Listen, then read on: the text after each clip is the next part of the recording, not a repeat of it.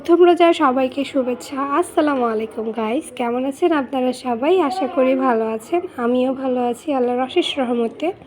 চলে আসলাম আরেকটা নতুন ভিডিও নিয়ে। আর ভিডিও শুরুতেই কিন্তু রমজানের শুভেচ্ছা দিয়ে দিলাম সবাইকে। দেখতে দেখতে কিন্তু আবারও রমজান মাস চলে আসলো, রহমতের মাস। রহমতের মাস, ইবাদতের মাস। প্রত্যেক বছরেই কিন্তু এই দিনটার অপেক্ষায় থাকি কখন রমজান মাস আসবে, আল্লাহর একটু পরিপূর্ণভাবে ইবাদত করতে পারবো। কেন না জানি আমার রমজান মাসটা এত পরিমাণে ভালো লাগে, আমি অনেক এনজয় করি রমজান মাসটায়। আর রমজান উপলক্ষে কিন্তু ঘরে ইফতারের আয়োজন করা হয়েছে। আর আমি সবসময় চেষ্টা করি বাসার মধ্যে ইফতারটা রেডি করার জন্য, বাহির থেকে খুব কমই ভাজা পোড়া খাবারগুলো আনানোর জন্য। যতটুকু পারি ভাই ততটুকুই চেষ্টা করি। এই যে আজকের ইফতারের আয়োজন করলাম, যেহেতু প্রথম রমজান, কী কী আয়োজন করলাম সেটা একটু আপনাদের সাথে শেয়ার করি। আর এই যে প্রথমেই কিন্তু দেখা যাইতেছে এখানে আমি কতগুলো চিকেন শাসলিক বানাইছি। এর আগেও বানাইছিলাম, যেদিন অনেক প্রশংসা করে অনেকটা কি মজা হয়, তার জন্য বলতেছে যে ইফতার আইটেমে একটু শাসলিক করো।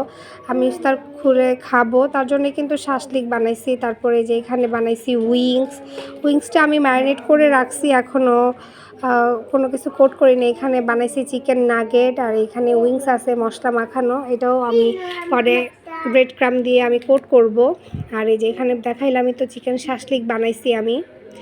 এই যে কেমন হয়েছে জানি না, যেমন পারছি ভাই বানাইছি। আর এই যে এখানে আমি আগেই গতকালকে রমজান রোজা রেখে তো আর তত একটা কাজ করতে পারবো না, তার জন্য আগের দিন রাত্রেই কিন্তু আমি চিকেন ললিপপ বানিয়ে রাখছিলাম। আর এইখানে আমি চিকেন তান্দুরি করার জন্য কিন্তু আমি গতকালকে ম্যারিনেট করে রাখছি, কারণ যত ম্যারিনেশনটা ভালো হবে, সময়টা যাবে, তত কিন্তু খেতে মজা লাগে। মশলার ভিতরে মাংসের ভিতরে মশলাটা যায়।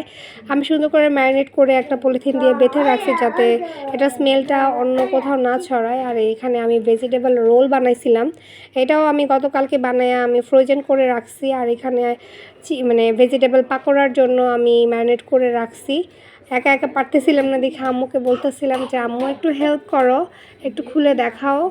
আর আমি গতকালকেই চেষ্টা করছি বেশিরভাগ আইটেমগুলাই রেডি করে, যেগুলো ফ্রোজেন আইটেম রেডি করে রাখার জন্য। কারণ বললামই তো রোজা রেখে এতগুলা কাজ করা সম্ভব না, আবার নামাজ পড়তে হয়, আছে না টুকিটাকি কাজ, ঘরে কিন্তু অনেক কাজই থাকে। আর এখানে কিন্তু সবগুলাই আমি লেগ পিসগুলাই কিন্তু তান্দুরির মধ্যে ভালো লাগে খেতে। আর সুন্দর করে ম্যারিনেট করে রাখছে। এখানে পিউজির জন্য আমি পিউজিটাও মাখায় রাখছি, সুন্দর করে ডালটা বেটে সুন্দর করে মশলা টশলা দিয়ে। এখানে আলুর চপ বানানোর জন্য ডিম আর আলু ম্যাশ করে রাখছি। এই ভাই আমার এই আয়োজন। আর ছোলাটা আগেই আমি ভালো করে ভুনা করে নিছি, প্রথমত ছোলাটাই করছি। তারপরে এখানে বেসন আমি মেখে রাখছি, এখানে বেগুনি বানানোর জন্য বেগুনি রাখছি। আর প্রথম রোজা উপলক্ষে কিন্তু এই কয়টা আইটেমই আজকে আমি রেডি করব। আম্মু ওই সাইডে ফলগুলা কাটতেছে, কারণ একা একা তো ভাই করা সম্ভব না। আর ইফতারের মূল আকর্ষণ যে জিনিসটা বাঙালির ইফতার একেবারেই জমে না যে জিনিস বাদে, সেটা হলো ভাই হালিমটা আমি আগে বসাই দিছি, কারণ হালিমটা হইতে কিন্তু অনেকটা সময় লাগে। এখানে কিন্তু আমি মাটন হালিম রান্না করছি, কারণ আম্মু গরুটা খেতে পারে না, কারণ আম্মুর অ্যালার্জির প্রবলেম দেখা দিছে, তার জন্য এখানে আমি মাটন হালিমটা রান্না করতেছি। হালিমটা বসাই দিয়ে আমি টুকিটাকি যে কাজগুলো আছে সেগুলো করতেছিলাম, কারণ হালিমটা আগেই বলছি হইতে অনেকটা দেরি লাগে। আর ইফতারের পর কিন্তু রাত্রেবেলা ভাতের আইটেমগুলোও কিন্তু আস্তে আস্তে করতেছিলাম দুই চুলার মধ্যে। এই যে এখানে কিন্তু টমেটো আলু দিয়ে শিং মাছের ঝোল রান্না হচ্ছে। এই আম্মুর হাতে এই রান্নাটা কিন্তু আমার অনেক পছন্দ, আমি অনেক পছন্দ করি। আমি এগুলা দিয়ে অনায়াসে এক প্লেট ভাত খেয়ে ফেলতে পারি। আর এখানে আব্বুর জন্য রান্না করা হচ্ছে এখানে ডাটা। আর এখানে ডাটা শাকগুলো নাকি অনেক কচি ছিল, তার জন্য আম্মু বলতেছে একটু ডাটা শাকও ভাজি করবে, আর মুরগি রান্না হবে। আর আজকের ভাই এই আইটেম এখন রান্নায় চলে যাব, কারণ অনেক কাজ প্রায় 4টার মতো বেজে গেছে। তাড়াতাড়ি করে ইফতার রেডি করতে হবে। এক হাতে করতেছি তো, আম্মুর শরীরটাও ভালো না তত একটা।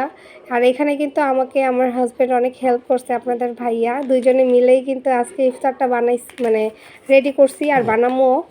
আর এখানে আপনারা ভাবতেছেন যে নাগেটসগুলো এমন কেন, নাগেটসগুলো এখনও আমি ব্রেড ক্রামে কোট করি নাই, তার জন্য এমন দেখা যাইতেছে। আর এত পরিমাণে ভাই ঠান্ডা লেগে গেছে, কথা বলতে অনেক কষ্ট হইতেছিল। আর ঝটপট করে কিন্তু ইফতারগুলো রেডি করে ফেলছি। আমি ইফতার ভাজার সময় আর তেমনভাবে শেয়ার করতে পারিনি, কারণ আগেই বলছি 4টার মতো বেজে গেছে। এই যে এখানে কিন্তু সব ইফতার আয়না রেডি করছি, বাদ বাকিগুলো আম্মু আস্তে আস্তে আনতেছে। বললামই তো এক হাতে সব করতে হয়েছে, তার জন্য এরকম হয়েছে। আর এই যে এখানে আম্মু কিন্তু শরবত বানাইছে, একটা বেলের শরবত আর একটা হচ্ছে ইসবগুলের ভুসি। আব্বু বেলের শরবতটা পছন্দ করে, তার জন্য আব্বুর জন্য বেলের শরবত বানানো হয়েছে। আর আমরা ইসবগুলের ভুসি খাবো দেখা ইসবগুলের ভুসিটা বানাইছি। আর এখনও কিন্তু চুলার মধ্যে আরও আইটেম হইতেছে, কারণ অনেক লেট হয়ে গেছে। বললাম না, ওইখানে তাজ আর আব্বু বসে পড়ছে, আপনাদের ভাইয়া হাত মুখ ধুইতে গেছে। আমি বলতেছি তোমরাই বসো, তোমাদের একটু আমি ভিডিও করে দেই, কেমন লাগতেছে তোমাদের একটু দেখাই। যে এখানে কিন্তু আলুর চপ, পিউজি, বেগুনিগুলো ভেজে রাখছি আমি এখানে। তারপরে এখানে আমি ভেজিটেবল রোলটা যেটা আমি বানাইছিলাম সেটা আমি সুন্দর করে কেটে নিচ্ছি। আর এখানে চিকেন শাসলিকগুলা আম্মু আরও বানাইতেছে আস্তে আস্তে। ওইখানে আছে চিকেন পকোড়াগুলা, এখানে আছে হালিম, আর এখানে তো ছোলা, তারপর ডাবলি, পেঁয়াজ, কাঁচামরিচ, ধনিয়া পাতা, পুদিনা পাতা, টমেটো, লেবু এগুলা। আর ওইখানে ফল আছে। এখনই আজান দিয়ে দিবে, বিসমিল্লা করে ইফতার শুরু করব। আজান দিতেছি, এর মধ্যে আমি সবগুলোর মধ্যে বলে ভুসিটা ভালো করে মিক্স করে দিতেছি, কারণ দলা পেকে যাচ্ছিল। আমি বলতেছি আমি আজকে সবগুলা খেয়ে ফেলবো, এত পরিমাণে ক্ষুধা লাগতেছিল, কি বলবো বলেন। এখন আজান দিয়ে দিছি, এখন বিসমিল্লা করে ইফতার শুরু করলাম। আর আজকের ভিডিওটা কিন্তু এই পর্যন্ত রাখবো। আমার ভিডিওটা যদি ভালো লেগে থাকে তাহলে প্লিজ লাইক, কমেন্ট, সাবস্ক্রাইব করবেন আর আমার পাশে থাকবেন।